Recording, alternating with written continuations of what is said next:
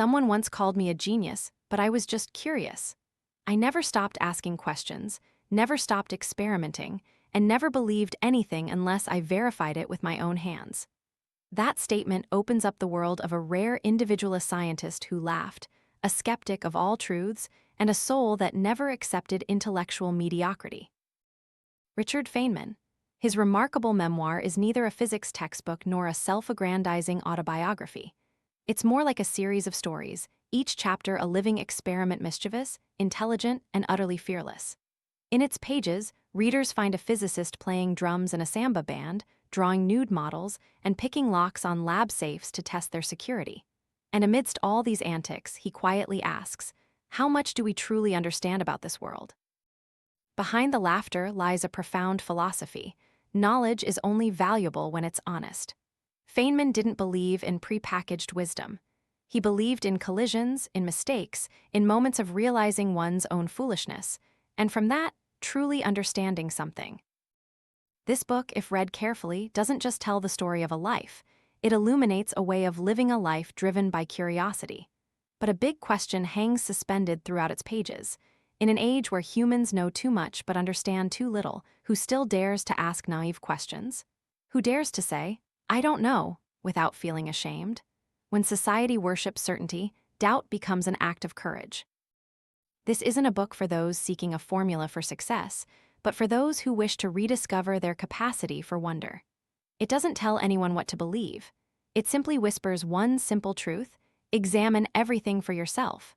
Because true freedom, perhaps, lies not in the power of knowledge, but in the right to ask questions ceaselessly.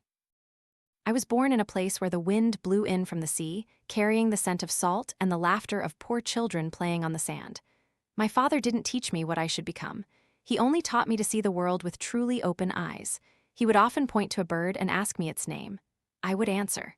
He'd nod, then tell me that knowing its name meant nothing. What was valuable was knowing why it sang, how it lived, how it flew. I understood. Knowledge isn't found in italicized words on a page, but in how we observe a single feather tremble as the wind passes over it. From that day, I started taking everything apart in our house to see how it worked: the radio, the clock, even my mother's old fire alarm. Every time I broke something, I felt happy. The joy of someone who had just found how the world was put together by countless invisible threads. I didn't know I was learning physics. I was just satisfying my curiosity. I reassembled each tiny circuit, and the little snap sound when the current ran through the copper wire made me feel as if I had unlocked a secret of the universe. I remember evenings when everyone was asleep, I'd light a small bulb, connect battery wires, and measure how long the light lasted. My curiosity was so intense that I forgot to sleep, forgot to eat. I just wanted to know why the light faded, why the copper wire heated up. Some called me crazy, but I knew I was learning how to ask questions. Every new discovery, no matter how small, made me believe the world was not dull at all. It was a magnificent machine, and with enough patience, we could understand how each gear turned. In my home, my father was the only one who encouraged that madness. He told me about scientists who weren't afraid to be wrong, not afraid of ridicule. He taught me never to trust anyone just because they had a reputation. Test it yourself, he'd say. So I started experimenting with everything, from pouring water through tubes to measuring the falling speed of a pea. Sometimes I didn't even know what I was looking for. But the feeling of touching something no one had ever spoken of before brought me a strange kind of happiness. At school, teachers liked obedient students who followed textbooks. I was different. I didn't believe in ready-made solutions. I redrew diagrams, cut paper to make models, and found my own way to trace light rays through a prism. I didn't memorize laws, I tested them. When others wrote down a formula, I asked why it was true. If I couldn't find an answer, I conducted an experiment myself. This stubbornness often earned me scoldings from teachers, but I didn't care. I saw beauty in proving things for myself that others merely read about. When I was about 15, I had a small laboratory at home. Other boys played ball, I played with electricity. My mother complained about the smell of burning wires, but I was exhilarated by the discovery that electricity could also be controlled by curiosity. I built radios, attached homemade antennas, and sometimes picked up strange signals from places I didn't know. That feeling was like talking to the universe. The older I got, the more I realized that most adults around me just repeated things they'd heard without understanding them. They talked about atoms, about energy. But when asked what it meant, they would simply fall silent. I stopped believing in authority. I believed in evidence. That made me different. Sometimes I was seen as rude, but I didn't mind. I felt I was walking my own path, the path of those who wanted to see to the very root of everything. Sometimes that curiosity led me to mischief. Once, I disassembled the door of my dorm room just to see how the hinge system worked, then forgot to put it back together. Someone screamed, "Where did the door go?" I laughed, realizing the absurdity in human reactions. They panicked over things that only required observation. From that small incident, I learned that human reactions often don't proportionally reflect the nature of the problem, and that was true in science as well. I learned to look at things not as a physics student, but as a child who never stopped asking questions. I found joy in measuring, redrawing, calculating, then making mistakes, and then correcting them. Mistakes didn't shame me, they made things clearer. Every mistake was a mirror showing me how much I understood. My father once said, "Don't be afraid to be stupid, only be afraid not to try." I kept that phrase with me my whole life. When I turned 17, I knew I had to leave Far Rockaway. I needed a bigger place, a place with enough problems and experiments to challenge me. I chose MIT. In my mind, MIT wasn't just a university, it was a doorway into a world where every question could be thrown onto a table and dissected to its bones. I brought not only notebooks and pencils, but also a fierce desire to truly understand, unfettered by convention. The night before I left, I lay listening to the sound of waves, thinking about those afternoons with my father, dissecting the world with simple questions. I didn't know what the future held. I only knew that the path of knowledge never ends. It's a journey for those who always doubt themselves but never stop moving forward. I arrived at MIT on a cold autumn morning. My breath was visible in the air. Gray buildings, metallic-smelling corridors, students walking as if carrying colossal formulas in their heads. I was both excited and awkward. I didn't know if I belonged there, but I knew one thing for sure: I wouldn't let myself be swept into rote learning. I came to try, to ask, to err, and to understand. On my first day, I attended a classical mechanics lecture. The lecturer wrote equations so long on the board that most students barely had time to copy them down, let alone think. I looked around, seeing everyone serious, heads bowed, expressions as if bearing the weight of truth. I found it amusing. If they truly understood, they wouldn't need to write so much. I began to learn backward. No note-taking, just sitting, observing, and thinking. After class, I'd go back to my room, open the textbook, and rewrite the entire lecture in my own words, in my own way of understanding. Sometimes the results were completely different, but that very difference made me grasp the root of the problem. At MIT, I met many people smarter than me, but most of them were only smart at remembering. I wasn't good at remembering, so I had to imagine. I imagined electrons as tiny dancing creatures, waves as the breathing rhythm of the ocean, gravity as an invisible thread holding the universe together. I needed images to understand, not just nomenclature. Because of this, I always felt like I was playing, not studying. Every problem was an intellectual game, and I wanted to win with intuition, not tricks. One evening, I was debating electromagnetism with some friends. They argued over which formula was correct in an MF fast problem. I said, "Why not just try it?" We borrowed the lab, got wires, batteries, and magnets. When the current flowed and the compass needle began to tremble, the group fell silent. That was the moment I understood. Truth lies not in argument, but in experiment. Science doesn't need people to be right, it needs people willing to try. I started to become the eccentric in class. Once, I brought a drum to the dorm and started beating it to measure its resonant frequency. I laughed when I found I could calculate the amplitude of sound waves just by ear.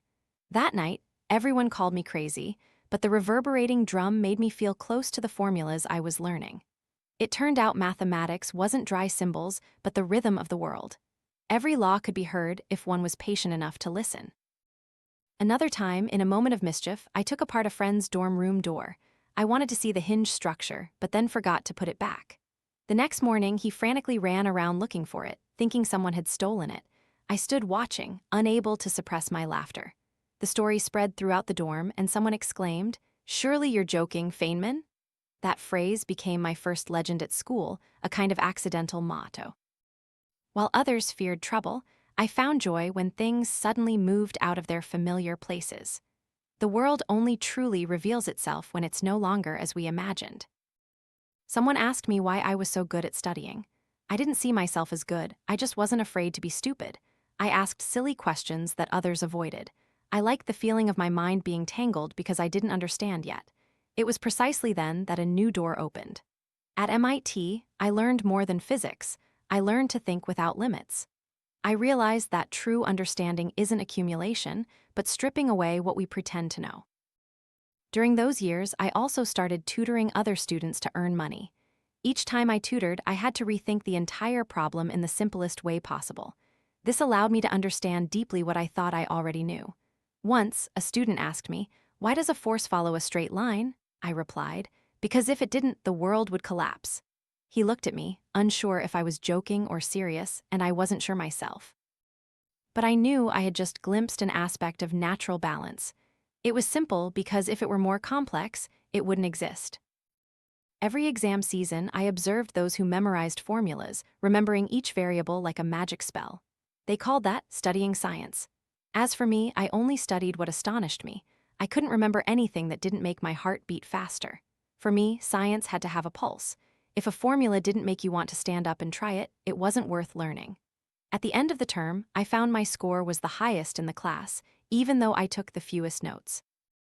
That didn't make me proud, it only made me smile, because I knew grades didn't say much. What was truly valuable was the feeling each time I understood something new, no matter how small. In that moment, everything became clear, as if another curtain of the world had been drawn back a little further. I knew I was still just an apprentice to nature, but at least I was learning with my own hands and eyes.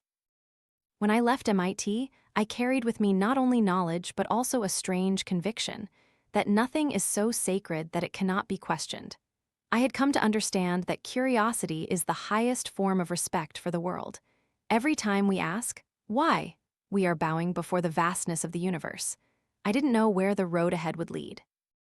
Perhaps to failed experiments, perhaps to great discoveries, but I knew for sure I would continue to ask, continue to try, continue to laugh at things that seemed impossible. And so, the real journey had only just begun. A multi-hour train ride took me to another land, where ancient stone towers soared as if touching the clouds. Princeton, a name that made many lower their voices in awe. For me, it was just another place to continue playing hide-and-seek with unsolved questions. But as I stepped through the iron gate, I realized I had entered an entirely different world. Here, every brick, every stair seemed so solemn that people had to breathe more softly. I knew I was about to enter the aristocratic world of academia, and my first collision as an outsider. On my first day, they invited me to a D&H afternoon tea. The room was bathed in pale golden sunlight, men in dark suits, ladies smiling with tightly closed lips. When the server asked what I'd like, I said, "I'll have both cream and lemon." Lady Ayat giggled, then uttered a phrase that would later be associated with my name. "Surely you're joking, Mr. Feynman?" The whole room laughed, and I stood there, not understanding what taboo I had just broken. It turned out that in their tea culture, cream and lemon never went together. A small matter, but it spoke of something larger. Here, people lived by rules more than by curiosity. That party made me realize I was like someone walking into a temple with dirty shoes. They spoke of physics as if reciting scripture, each sentence careful and ritualistic. As for me, I just wanted to ask why the sky was blue and why cicadas sang in waves. This difference amused and delighted me at the same time. I didn't want to destroy their world, I just wanted to breathe a little life into it. In my early days at Princeton, I walked through long corridors, seeing students in black gowns during dinner. They called it tradition, but I saw it as a stage where everyone played the role of a scholar. The ritualistic life at Princeton bewildered me. They had academic gowns that were never washed. The faded texture of the fabric indicated the wearer's academic age. When a gown was old, it meant they had accumulated more prestige. I thought, if knowledge could be measured by dust on fabric, then perhaps I wasn't old enough to be trusted. Then I found where I belonged, the machine shop. The first time I stepped in, I felt like I'd stumbled into a mechanic's workshop. Wires crisscrossed everywhere, oil stained the floor, and machines vibrated continuously. There was none of the pristine cleanliness of the labs in books, but it was that smell of metal, burning plastic, and hammering that made me feel at home. This was where I truly belonged, amidst the oil and the whirring of machines. Here, people weren't afraid to get dirty, they were only afraid of not understanding. They worked diligently, trying and retrying until the results finally emerged. I realized truth doesn't wear a gown. It's found amidst the sweat and laughter of people engrossed in their work. Every day, I understood more clearly the boundary between two worlds. On one side, afternoon tea and ceremony, on the other, grease and passion. Between the lab and the tea party, I chose the hum of machines over the clinking of porcelain cups. But I didn't disparage them either. I knew everything existed for a reason. This very contrast helped me see the true nature of academia. It was both a journey of knowledge and a stage for human beings. In a world that liked to hide ignorance with flowery language, I wanted to expose every place I didn't yet know. Time passed, and I gradually integrated into the academic atmosphere. Conversations between physics and mathematics students were always full of debate. I remember once stepping into their common room. A mathematician was discussing a proof and ended with the word trivial. I asked, "What is trivial?" He shrugged. "It's a small thing, everyone understands it." I looked around and saw that no one truly understood. From that day on, I learned to chuckle to myself whenever someone said, "trivial," because that word was a curtain drawn over uncertainty. I began to form the habit of never saying anything I didn't truly know. Thanks to those debates, I learned to stand between two different ways of thinking, the precision of mathematics and the intuition of physics. I called it a different toolbox, where I kept unique approaches. When faced with a problem, I didn't start with a formula but with a question. What does this phenomenon look like if I look at it with real eyes? I learned to visualize first, then write the equations.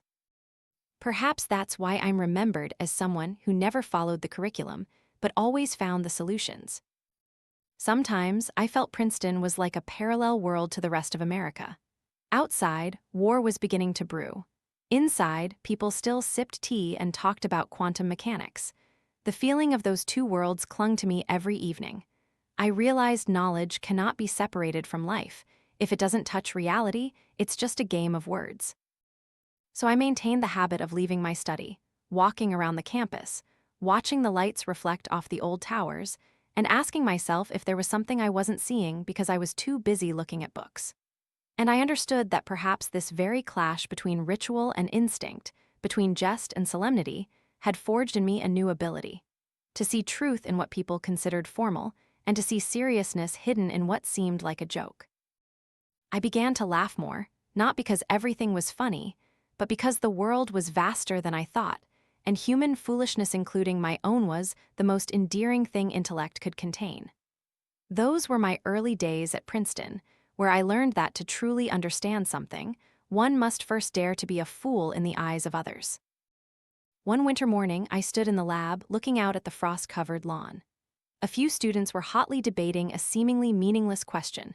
If a sprinkler spraying water suddenly began sucking it back, which way would it spin? I listened to them argue for a long time, each presenting a different, eloquent, logical argument. Then I burst out laughing. Instead of guessing, why not try it? I ran back to my room, found some metal pipes, attached them to a faucet, and started the experiment. In just a few seconds, the sprinkler spun violently, spraying water everywhere, nearly shattering the window pane. So there was the answer, accompanied by several cold, wet splashes on me. I liked that. The spirit of experimentation triumphs over all theories on paper. The stains dried, but the feeling of satisfaction remained. From then on, I always questioned arguments that weren't accompanied by practical demonstration. In tea room discussions, I listened to mathematicians and physicists toss around words like obvious, clear, certain. I knew nothing in this world was truly obvious. Every clear thing needed to be re-examined by hand, by eye, by sweat. I learned to look at every problem as if seeing it for the first time, not relying on reputation or formulas. Perhaps this attitude made many people uncomfortable, but I didn't mind. I came here to understand, not to be liked. The math physics common room became my intellectual training ground. Math professors used language cold as steel, while physics was full of images and the scent of the real world. I stood between these two currents, trying to find my own voice. I learned to translate the language of one side to the other, transforming an abstract expression into a concrete visualization, and vice versa. This taught me something crucial. Every theory, no matter how beautiful, is useless if you can't explain it for others to understand. So I set a rule for myself: never believe I understand something until I can explain it in the simplest possible language. Princeton also taught me about the nature of the scientific community. In research committees, the greatest minds debated incessantly, and what I found fascinating was that no one was afraid of being contradicted. They weren't arguing to win, but to see which idea survived after being refined. That was the art of honest disagreement, where truth was found by stepping on one's own ego. I learned more from those arguments than from any lecture. We talked about particles, about energy. But what I saw most clearly was how humans operate when their intellect is challenged.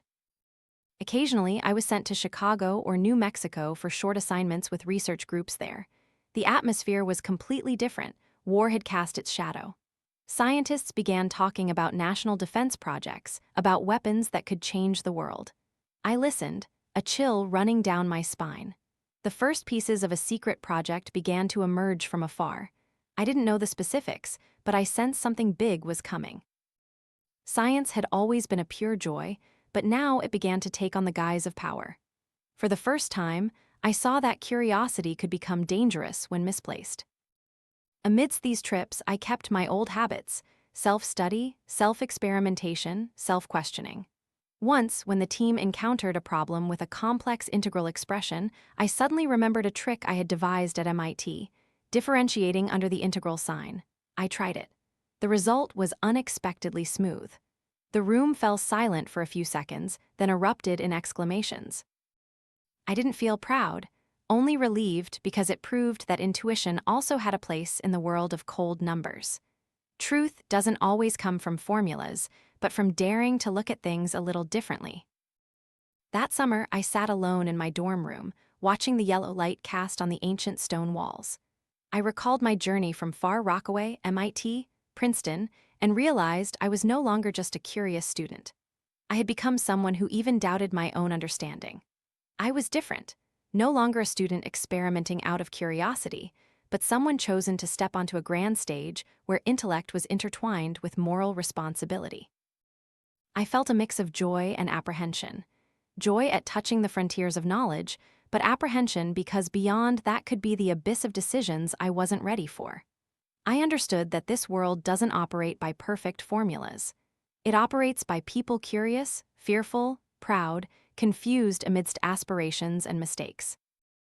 And I, even if just a speck in that machinery, still wanted to keep asking, because every question, no matter how small, is a way to keep myself from becoming blind amidst my own light. That night, I turned off the lights, leaving only a small candle on the table, its trembling light illuminating pages full of half-finished formulas. I didn't know who or what I was writing for, only that the world out there was changing. And so was I smiled faintly. Perhaps this was just the prelude to a grander symphony, where questions would no longer be confined to laboratories, but echo onto battlefields, where both power and conscience were being tested.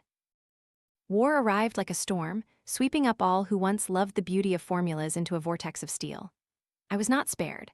I was invited to join an Army technical group with a seemingly simple mission: to devise an automatic fuse for anti-aircraft artillery so that shells would explode at the correct altitude. For the first time, I left the lecture halls and stepped into a machine shop full of hammers and the smell of oil. I wanted to see if physics would retain its elegance when applied to war. Initially, I naively believed it would just take a few formulas and blueprints. But when the first shell was tested, the fuse fizzled out midair, as if someone had choked its breath. The explosive powder in the fuse didn't get enough oxygen to sustain the reaction at that altitude. The entire assumption collapsed. And I understood. In reality, physics does not forgive guesswork. This was the first lesson. In reality, physics knows no deceit, only humans deceive themselves. I watched my comrades painstakingly adjust every screw, clearly seeing the difference between a drawing board and a battlefield. Here, an error meant blood. We tried again, adjusted again, and failed again. The air in the lab was thick with the smell of smoke. I started to notice something strange. The less educated soldiers sometimes understood the essence of the problem faster than the engineers. They didn't talk about derivatives or integrals. They just asked, will it explode in the right place? And that was the only valuable question. I learned to strip away flowery language to hear what the real world was truly saying. Once, when we were calculating firing trajectories, the engineering team chose to use a complex coordinate system that made adjustments obscure. I explained it repeatedly, but no one saw anything wrong. Suddenly, a young lieutenant who had been told not to speak unless asked blurted out, "If you change how you orient the axes, the intersection point will be straighter." The room fell silent. We tried his suggestion, and the system operated smoothly. I sat in silence, feeling as if someone had just slapped me awake. Sometimes, truth comes from those not allowed to speak. I remembered that for life. Science, like life itself, only progresses when people dare to speak up. After months of testing, I was invited to attend meetings of a group called the Committee of Great Minds. It was where names I revered gathered: John von Neumann, II Rabbi, J. Robert Oppenheimer. They sat around a long table. No one acted important. Whenever an idea was put forward, others immediately refuted it bluntly, without deference. I was impressed by that atmosphere. There was no formality, only honesty.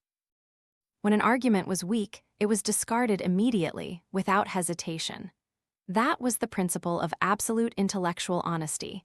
If your idea is weak, let it die quickly. I felt like I was witnessing the purest form of thinking, not trying to win, but trying to be right. In one meeting, we were assigned to assess the feasibility of a uranium separation project based on the Princeton model. The numbers didn't add up. The energy required was too immense, the cost astronomical. After a few hours, the group came to a chilling decision: stop. No one expressed regret, only the silence of those who knew they had just abandoned a dream. From then on, the official direction shifted to another place, Los Alamos, where everything would truly begin. During that time, I still had some tranquility. I taught by day, worked with the military by night. I thought I was just participating in a giant intellectual game. But then Oppenheimer came to Princeton one late afternoon. Lean, with eyes both gentle and sharp. He spoke of a secret center where the best scientists would gather to solve the final problem. I asked, "What is it?" He just smiled. "You'll know when you get there." I was silent for a few seconds, then nodded. I didn't know that nod would send my life down an irreversible path. Before leaving, I went to say goodbye to Slater, the professor who had once advised me to leave MIT. He said, "Feynman, this time you're not just doing science, you're participating in history." I smiled, but a fleeting sense of dread touched my heart. I still believed that knowledge was a good thing. But now I began to doubt. If knowledge was powerful enough to wipe out cities, was it still knowledge in the beautiful sense of the word? That evening, I sat alone in my dorm room, listening to the slow tick of the clock. I knew I was leaving the world of lectures and experiments to step into a world of secrets, where every question was wrapped in layers of silence. I stood at the threshold of an era where human intellect was about to create a power greater than nature itself. I didn't know if I was afraid or excited.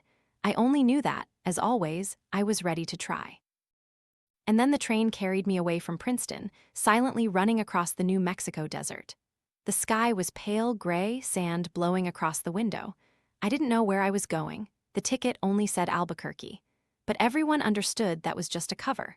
The people on the train were all silent. No one spoke, only the grinding sound of steel wheels on the tracks. We were leaving the civilian world to enter uncharted territory. The new city appeared amidst the vast white sands, a place so secret its name didn't appear on maps. Barbed wire fences surrounded it, armed guards patrolled. Restricted area, signs were everywhere. My house was a small wooden cabin, windows sealed with paper.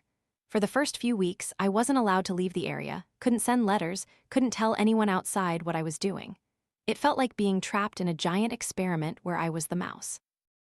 Despite this, I maintained a strange habit, testing security by picking locks, not because I liked mischief, but out of curiosity. I discovered that many top-secret safes in the area shared the same combination: 27, 18, too easy to guess. I tried opening them, then left a note inside stating that this system is not secure. No one knew it was me until the security team opened the safes, found the notes, and triggered an alarm throughout the site. I was called in for questioning, but when they realized I did it as a genuine security test, they just sighed.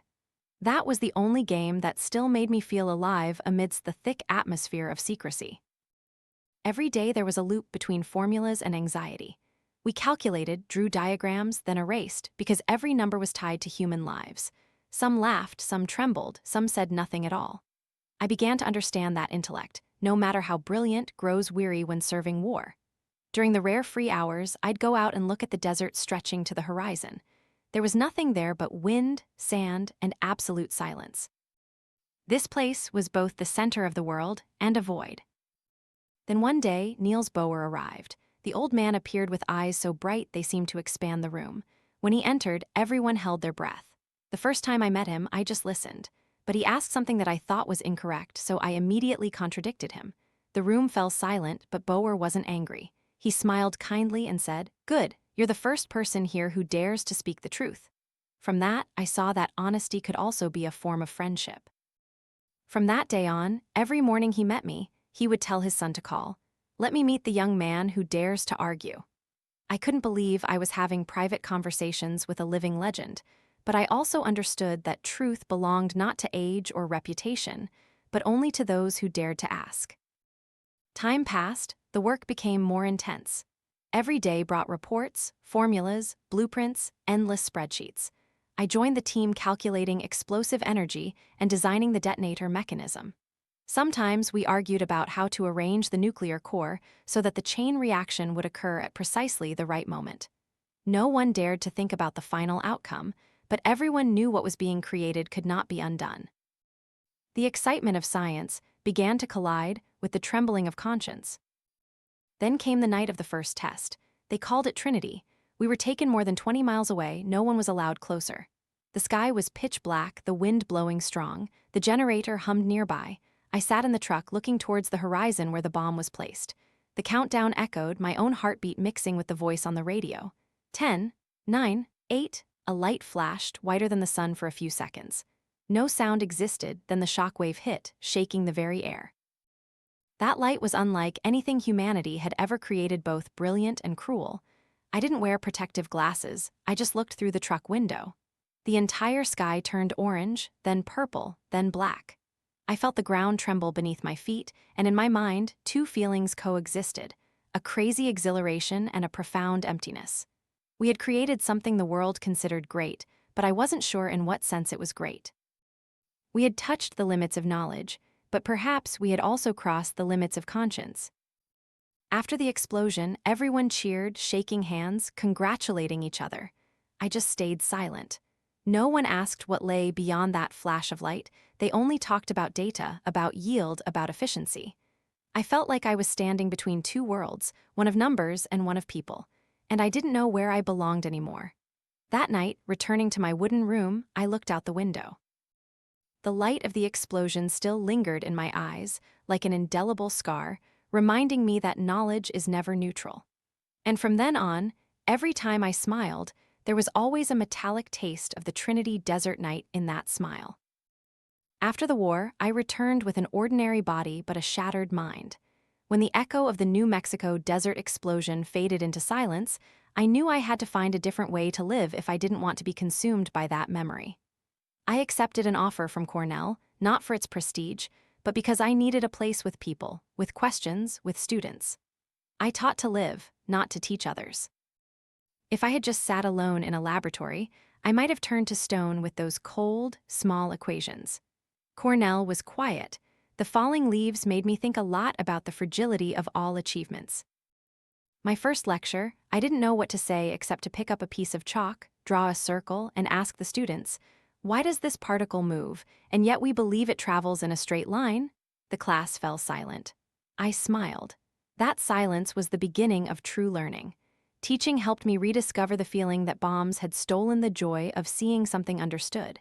Teaching helped keep my mind from drying up. I started teaching through games. One day, I hung a ball from the ceiling and let it swing.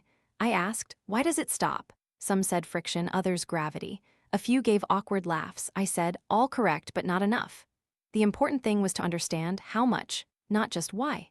So we measured and tested. They laughed. I laughed too. I realized those moments had a redemptive power because they showed me that science still had humanity when used for understanding, not destruction. Then Caltech sent an invitation. They wanted me to come teach and share my experience. I hesitated, still attached to Cornell. The two universities exchanged many letters, each as heavy as a moral dilemma.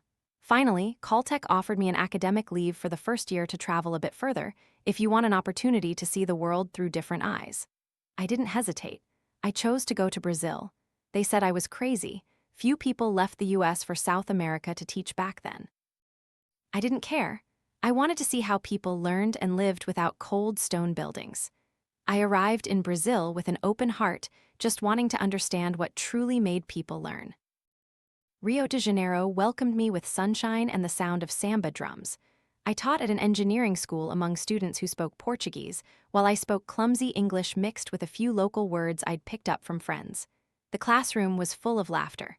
I drew spheres on the board and asked them about oscillations. They answered with long formulas. I asked again, but what is the physical meaning? And then I saw confusion in their eyes. At first, I thought I was lecturing too difficultly, but then I understood. They didn't truly understand what they were saying. They memorized formulas, recited them like poetry, but couldn't apply them to reality.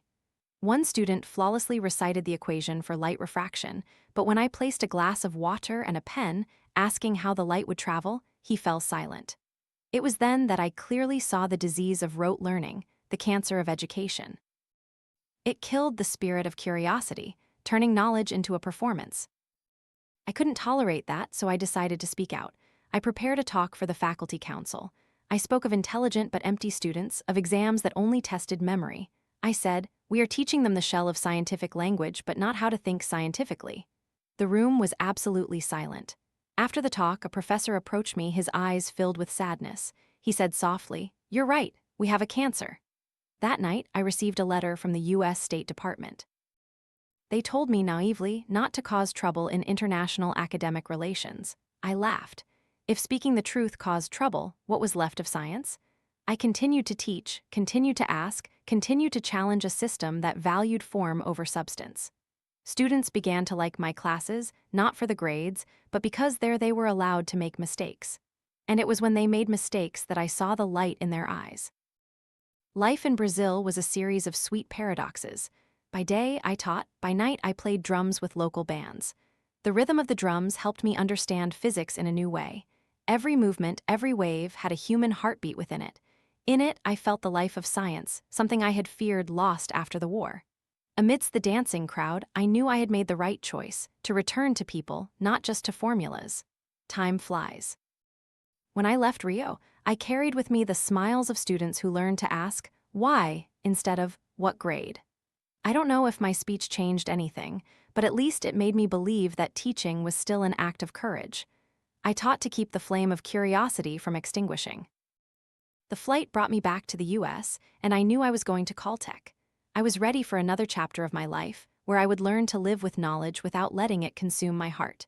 As the plane landed in California, the air was thick with gray smoke. I coughed violently, looking up at a sky obscured by a dense layer of industrial smog. I wondered if I could stand it for more than a few months.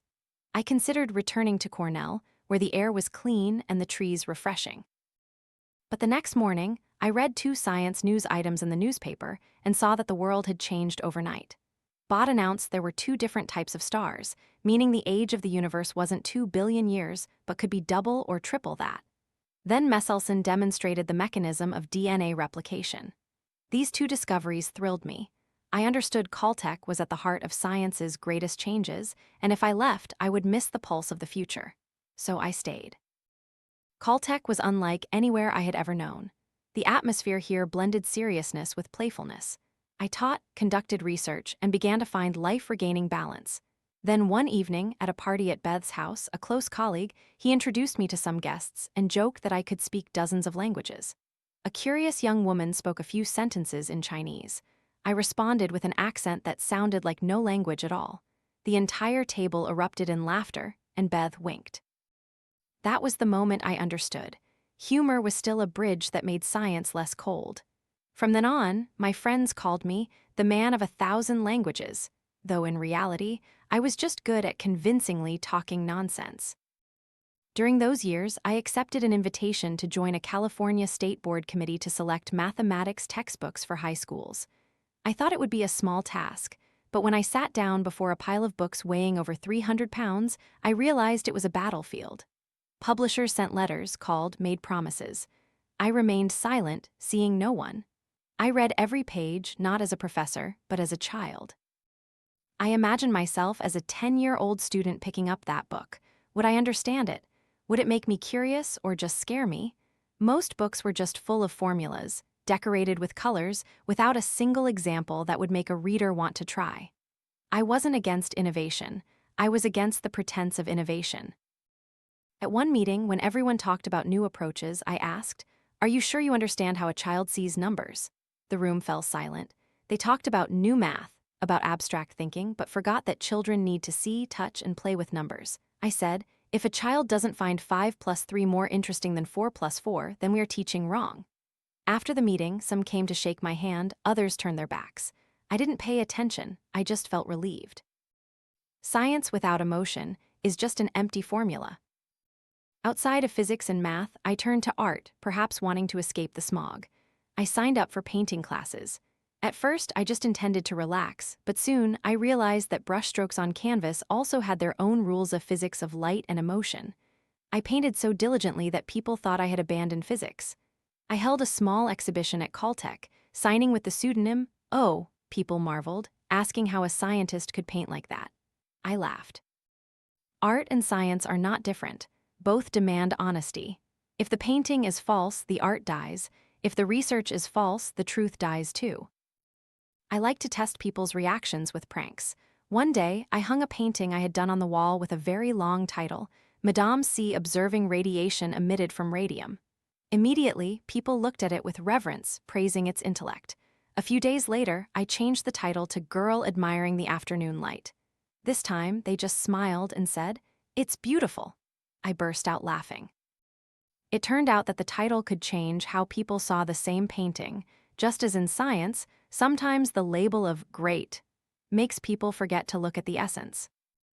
Time passed. I received many prestigious invitations, Harvard, Princeton, even lucrative administrative positions, but I refused them all. I didn't want to manage, didn't want to become a symbol. I just wanted to play with knowledge, teach a few curious students, and have time to draw or play drums. I chose to stay at Caltech because here were people at the pinnacle of their fields, yet still as curious as children. In a world increasingly dominated by reputation, they still retain the innocence of inquiry. Sometimes I think if my life had a personal law, it would be, never let seriousness kill the joy of understanding. Perhaps that's why, whenever I look back, I see no boundary between lectures, diagrams, or jokes. All are just different ways to touch what I love most, the world, and I am still touching it with hands that have never ceased to be curious. The flight to Japan reminded me of how I felt when I first went to Brazil, eager but also full of self-doubt.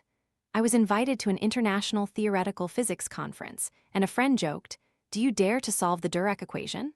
I laughed, knowing that question wasn't about mathematics, but about intellectual courage. To dare to solve the Dirac equation meant to dare to confront what I didn't yet understand, to step into the dark regions of knowledge without fear of being wrong. I thought perhaps throughout my life, I had done only one thing right, always remaining curious despite fear. I had learned Japanese during my days in Brazil, not out of necessity, but out of curiosity to understand its grammar. So, when I set foot in Tokyo, I confidently spoke a few sentences to the hotel staff. They smiled, bowed, and replied at a speed that left me understanding nothing. The hotel, designed by Frank Lloyd Wright, was grand and elaborate, blending Western architecture with Eastern motifs. But I felt like I was standing between two worlds that didn't quite belong together. Post-war Tokyo was a strange mosaic of West and East, amidst ruin and rebirth.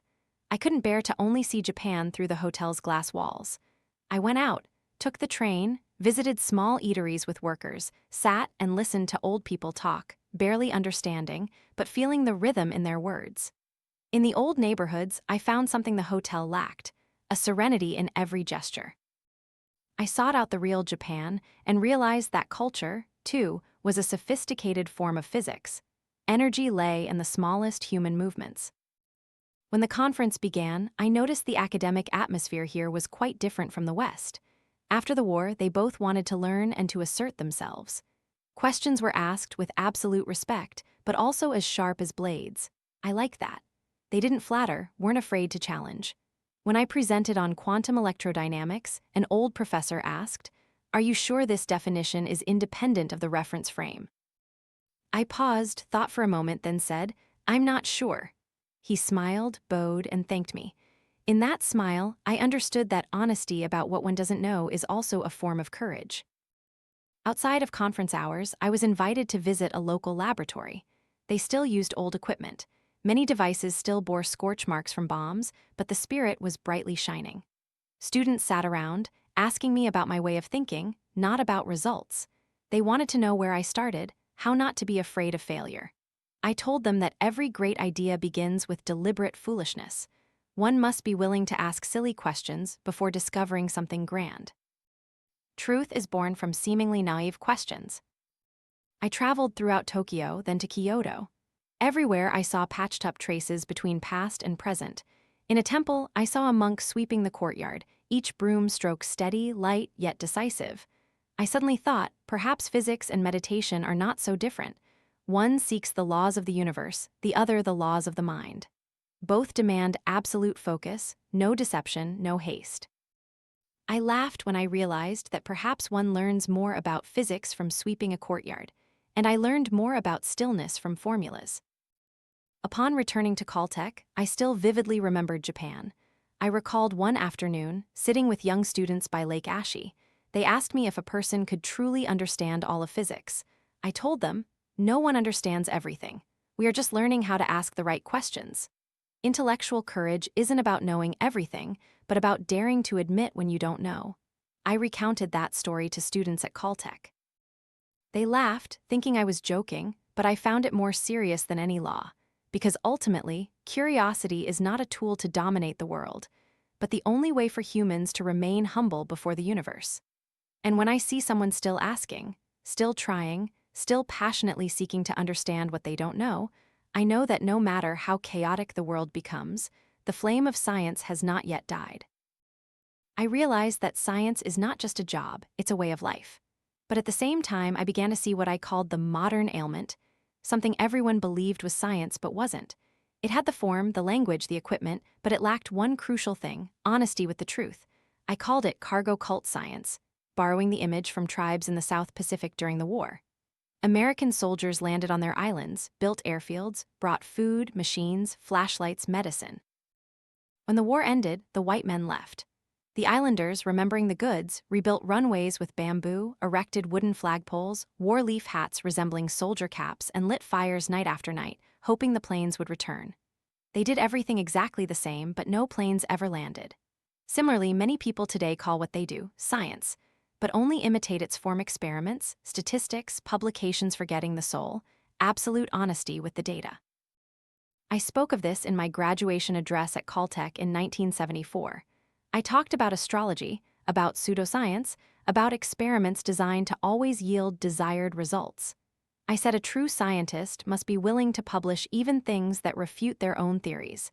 Being honest with the truth means being truthful, even when the truth shames us. The crowd was silent. Some nodded, some frowned, but I knew the hardest thing in science isn't being smart, but guarding oneself against self-deception.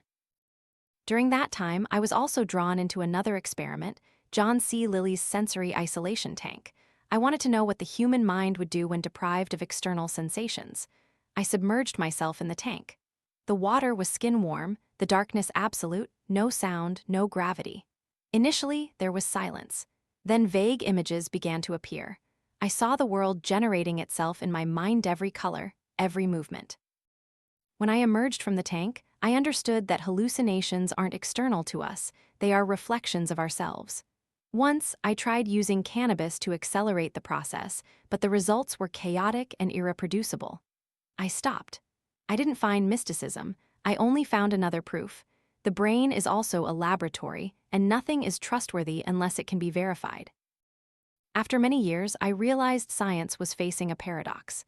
It helped humans achieve great power, yet it made them forget what they were seeking. I once sat in a casino in Las Vegas with some friends. When a Texas oil man approached, recognizing me from Time magazine, he called over a few young women, proudly boasting that he was sitting with a famous physicist. They laughed, calling my name as if I were a singer.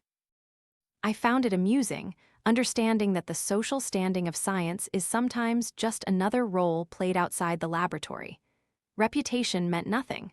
All that remained was the question, am I still curious? Whenever I look back, I see my life not as a series of inventions, but as a series of times learning to be honest.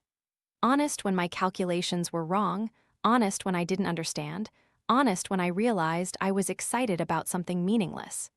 To preserve the joy of experimentation, to preserve the truth, even when inconvenient, that is my world. The world of a physicist is not in equations, but in how one observes a small phenomenon and then laughs because they understand a little more about the universe. That world has no boundary between science and life. It's a place where one can simultaneously draw, play drums, lecture, and doubt oneself, but never stop loving what one doesn't yet know. I always believed that as long as someone dared to ask questions, the light of understanding would continue to burn, even if as faint as the last spark in the night. And perhaps my entire life was just about keeping that small flame from dying out. When you close this book, what remains is not the image of a genius, but the resonance of a soul curious to its very core. Richard Feynman didn't teach us formulas, he taught us how to see. In a world where everyone wants to appear to know everything, he chose to be honest about what he didn't know. That is the hardest lesson, and also the only thing that makes science humane. True intellect lies not in certainty, but in the ability to stand firm amidst doubt. Feynman was not perfect. He laughed at rituals, mocked authority. He picked locks on safes to test security, taught with silly experiments. But it was precisely these seemingly trivial things that revealed a principle for living. Never let seriousness kill the joy of understanding. If science loses its laughter, it has lost its soul. He didn't want to turn knowledge into a religion, understanding that blind faith could wear any cloak, even the academic gown. Instead, he chose an attitude of extreme sincerity, publishing even his mistakes, rejoicing when others proved him wrong. In an era where people often build images more than truth, that lesson is all the more valuable. Intellectual honesty is not a rare virtue. It is the foundation for this world to move forward. But perhaps the most important thing lies outside of physics, within the question, what are we living to understand? Feynman said the joy of discovery is like a child opening a gift box not for the gift itself, but for the moment of opening the lid. Perhaps humans truly live only when they still want to open one more lid, even knowing there might be nothing inside. Try to think. How long has it been since you were surprised? How long since you heard something strange and didn't immediately Google for a ready answer? How long since you dared to try and fail? Dared to ask silly questions? Dared to step out of the safe zone of knowing?